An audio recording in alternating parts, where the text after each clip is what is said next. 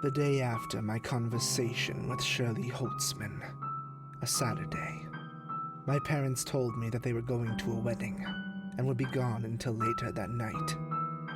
They didn't explicitly tell me that I needed to watch my little brother, Jimmy, the entire time. So shortly after they left, I set him up with some microwaved food and one of his favorite movies. He was 9 now, and I figured that was old enough to be on his own for a while. I had new leads to follow in my search for information. I felt that if I could understand the thing, the man that had been ruining my life, I would be able to stop him. I now strongly suspected that he had been staying in my room while Devin was in the hospital, which is why he wouldn't leave me alone. I had taken over his space when my parents and I moved in. I spent hours at the archive that day.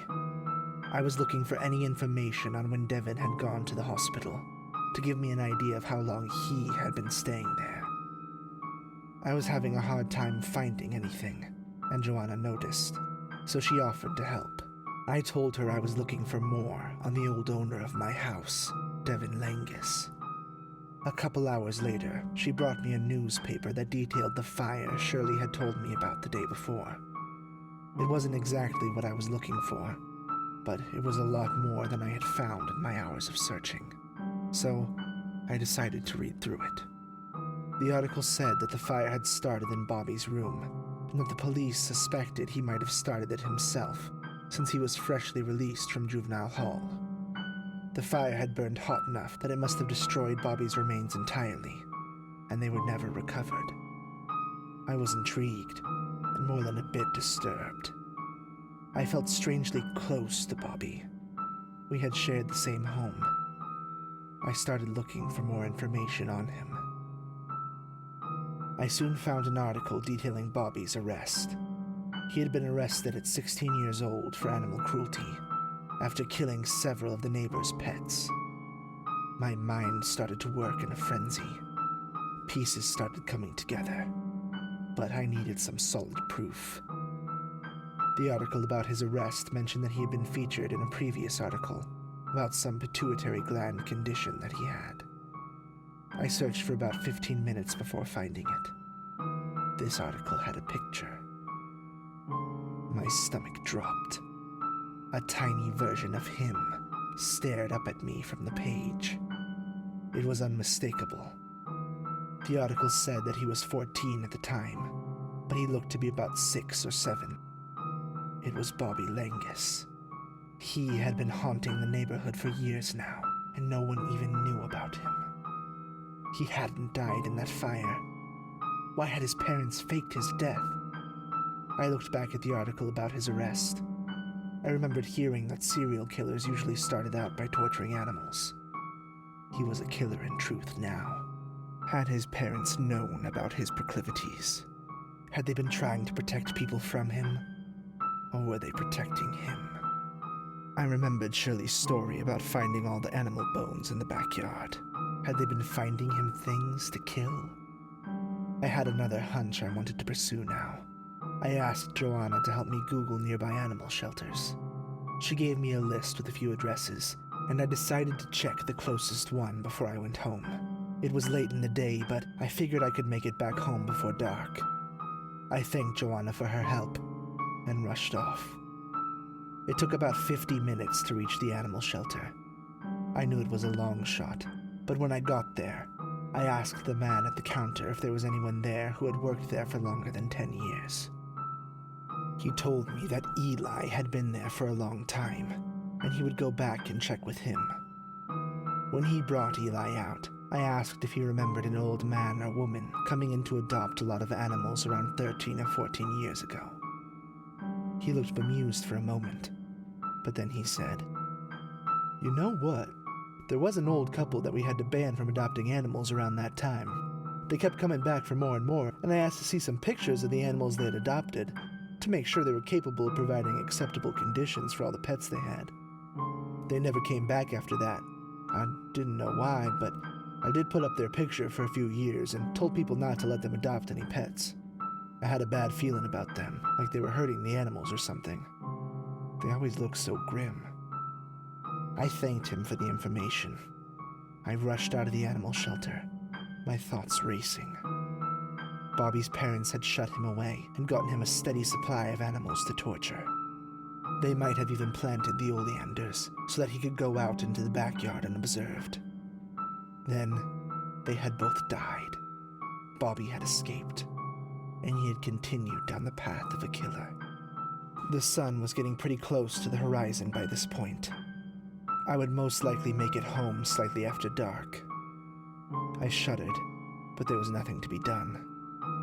As I got to my bike, I started to panic. The tire was looking a little flat.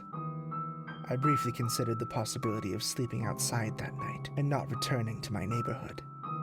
But my parents would be furious, both at my leaving Jimmy home alone for so long and my staying out all night. I decided to try riding my bike anyway. After a few blocks, the tire was noticeably flatter. I kept on pedaling until the effort became too much. I sighed, got off my bike, and started to walk it home. When I got back to my neighborhood, it had been dark for quite a while. I couldn't really be sure what time it was. My whole body was alert, ready to start running at the slightest noise or sign of movement. I didn't see anything besides a few cats, though they made my innards leap into my throat as they darted from behind parked cars or bushes. I finally reached the street that led to my cul-de-sac. I crossed to the opposite side of the road to avoid the oleanders, as I always did.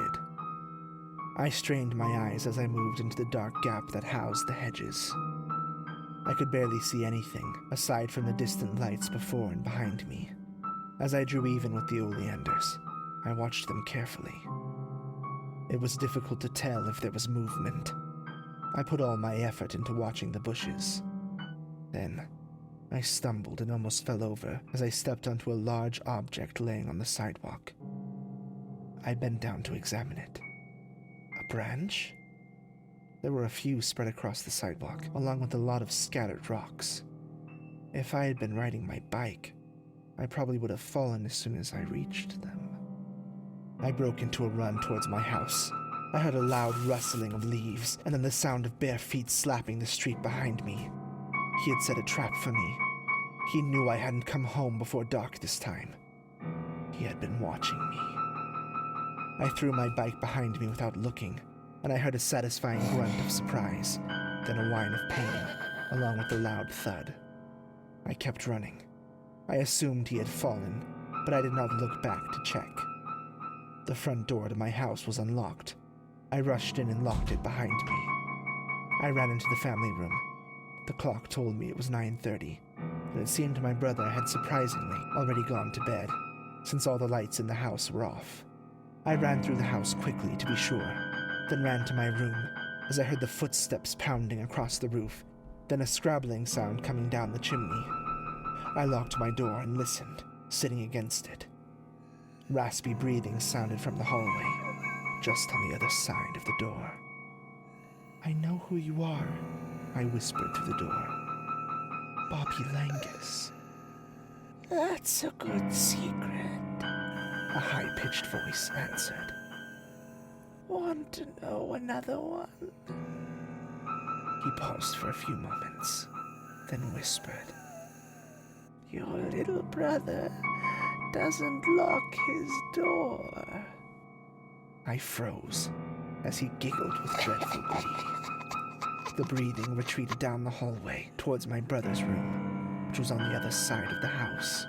I could feel myself shaking as I imagined what he would do to Jimmy, as I imagined his hands slipping over Jimmy's mouth and the sound of Jimmy's muffled screams.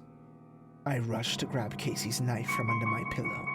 I ran back to the door, unlocked it, and burst out into the hallway.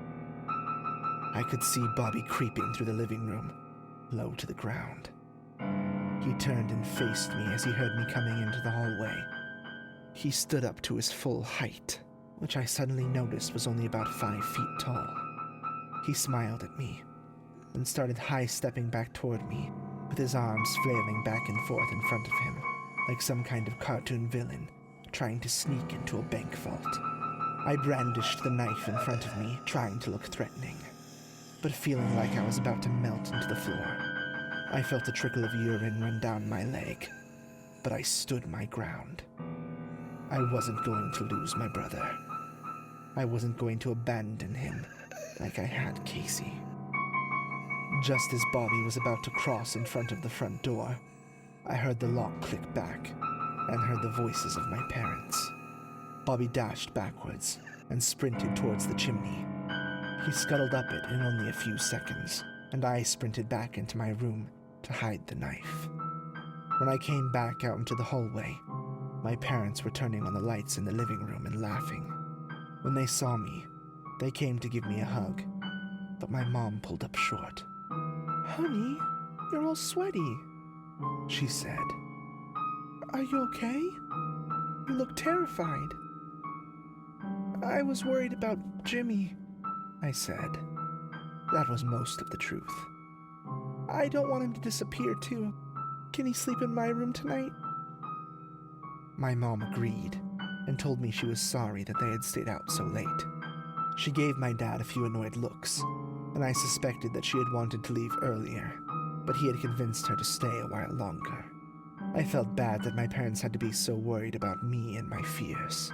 I felt scared that Bobby would come for Jimmy again, and I knew I would have to put an end to both problems soon enough.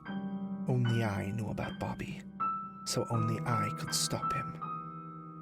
I slept soundly that night, my left hand hanging down off the bed to touch my brother's shoulder, my right hand grasping the knife under my pillow. The next morning, I explained to Jimmy that he had to start locking his door at night. I didn't want to scare him too bad, but I did remind him that kids had been going missing lately. He seemed sufficiently frightened, and though I felt bad for that, I wanted him to be safe, even if I failed to stop Bobby. Next, I went out to find my bike. It had been near the middle of the street when I had thrown it the night before, but I couldn't see any signs of it in or near the road. I decided to check the oleanders. Bobby's refuse had been found there before. Sure enough, my bike was in the hedges. It was battered, and the tires were bent. It was also covered in reddish-brown stains that told me it had been smeared with blood. Sickened, I left it where it was. What followed was a relatively normal Sunday. I spent a lot of time with my family that day. My parents seemed somewhat taken aback by this. "Aren't you going to go to the library?" my dad asked me. I told them that I wanted to spend time with them today. They both smiled at me, and I felt slightly guilty for all the time I had been spending away from them. We watched a few movies that day, and played a couple of board games.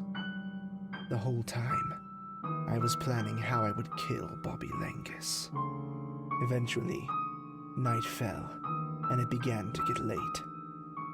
My parents started to usher Jimmy towards his room and turn off the lights in the house. As they retreated into their room, my mom looked back at me, still sitting on the couch. "You're not going to bed right now, sweetie?" I shook my head. "You're not scared of being out here all alone?" I shook my head again and said, "I'm not going to let my fears stop me anymore." My mom rushed over and hugged me. She held me for a long time. Then she pulled back and whispered, "I've been so worried about you, but you've made me so proud tonight." She rubbed at her eyes a bit as she went back into her room, turning to give me one last look. As the door closed, I got up and headed into the garage. I gathered a few things, then headed to my bedroom to gather one more essential item. I took a few minutes to set up the trap I had devised, then booted up my game and waited. It was nice to sit there in the darkness by myself. Even though I was scared of what was coming, it felt freeing to be doing something I wanted to do, despite my fear. I forgot myself for a while, and just let myself enjoy the experience. Then something snapped me back to what I was really doing here, and what my true goal was. I heard raspy breathing coming from above me. Bobby was watching me from the broken window over my head. I continued playing, but I felt my mouth set into a grim line. The breathing retreated after a time. Then I heard footsteps creaking across the roof, creeping toward the chimney. I knew what was coming next, but I still felt myself shaking as long black hair descended into the fireplace. It was followed by wide eyes and a manic grin. I pointedly stared at the screen as if I hadn't noticed, but I could see his fingers grab the edges of the fireplace for purchase. I could see his feet drop to the bottom and his whole body turn upright. I could see him sitting completely still, staring at me, just watching. I pretended not to notice for as long as I could, but I just wanted it to be over. I needed it all to end. I looked over at the fireplace. He smiled back at me and waggled his fingers. I needed him to come closer, so I said the first enticing thing that popped into my head. I held up my controller and said, "Do you want to play?" "This is a one-player game, Jimmy," he said in sing-song, parroting what I had told my brother so many times. I felt vomit rising in my throat. How long had he been watching me? How many years had he been observing my life? He started to creep towards me out of the fireplace. It seemed that my increased fear was enticing enough. I was shaking, my left hand still holding out the controller in front of me, the other hanging over the edge of the couch, clutching the cord that lay on the ground there. "Not going to scream for Mommy and Daddy?" He had stopped just out of the fireplace, squatting with his hands on the ground in front of him. "If you stay quiet, maybe Jimmy lives," he said. Then he started crawling towards me. He was whispering to himself in a steady stream of words. "Hungry, hungry, hungry, so hungry, terribly hungry, hungry, hungry." I waited, staring into his bloodshot eyes. I was determined.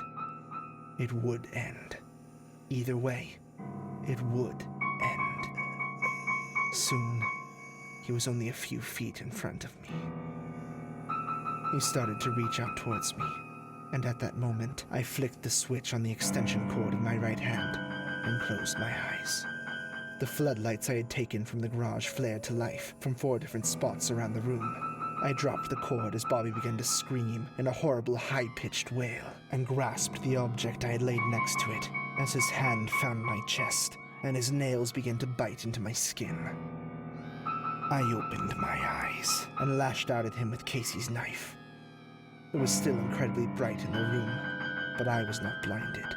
I started swinging the knife back and forth, cutting at the arm that was holding me. Bobby started to retreat, still screaming, though he seemed confused and completely blinded. He ran in the direction of the TV and slammed into it, falling over hard onto the tile floor. I ran over, and standing over him, I remembered the look on Casey's face as he was pulled back into the bushes. I thought of my little brother and how I needed to protect him. Then I started stabbing, the knife arcing down into Bobby's prone body. I heard a shout from behind me, and I knew my father had come out of his bedroom. I turned to look at him, and in a split second, Bobby had scrabbled away from me towards the fireplace. I tried to grab at him, but the 3 or 4 wounds along his back and side had poured blood down his legs, and he slipped out of my grasp. Despite his wounds, he skidded into the fireplace and out the chimney. "What in the hell was that?" my dad said, as footsteps banged across the roof. "A monster," I said.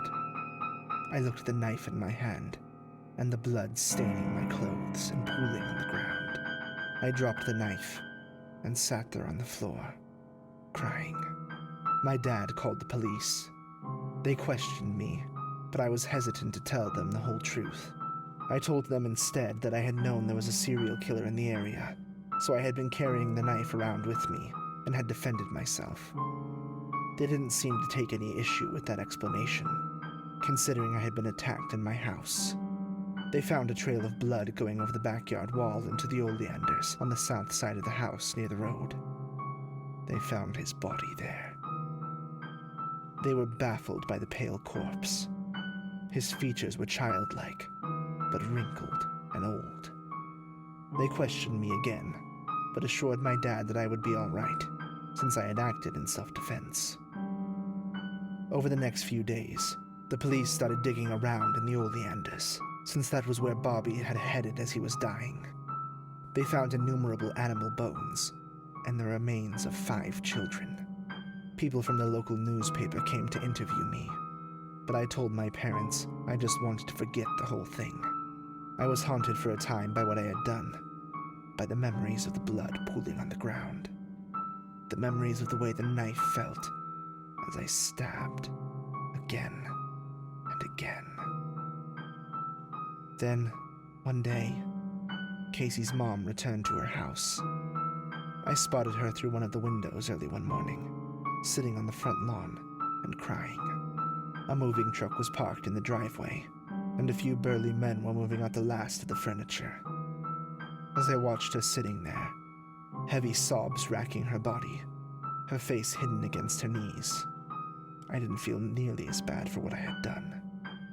The only thing I regretted was that I hadn't done it on the night when Casey was attacked. Still, the experience changed me. Kids in the neighborhood seemed fascinated by what had happened at first, but they also seemed a bit wary of me. I tended to keep to my house for the most part. Old habits die hard. Over the next few years, people reported finding nests in their houses that Bobby had left. Bundles of stolen blankets stuffed into crawl spaces or hidden in basements or attics. Almost all the houses within a quarter-mile of mine had one, and there was a brief frenzy of searching. After the last had been found, things finally began to return to normal for good. People may have eventually forgotten my involvement in the events, but we moved away before that could happen. The rest of my life has been pretty normal. I still carry Casey's knife with me.